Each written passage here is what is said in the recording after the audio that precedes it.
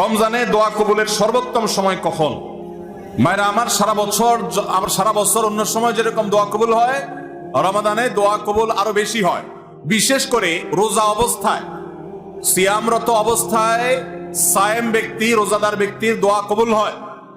কারণ নবী করিম সাল্লাল্লাহু আলাইহি ওয়াসাল্লাম বলেছেন যে কয়েক ব্যক্তির দোয়া ফেরত দেওয়া হয় না। এর ভিতরে একজন হলেন আস-সাইম হাত্তা ইফতির, কোন কোন বর্ণনা আছে হিনা ইফতির, রোজাদার ব্যক্তি দিনভর রোজা দোয়া করলে তার দোয়া কবুল হয়। হাঁটতে চলতে ফিরতে, কাজের ফাঁকে, মা বোনরা গৃহস্থলী কাজের ফাঁকে, এবং সবাই যার যার কাজের ফাঁকে ফাঁকেও দোয়া করতে পারেন।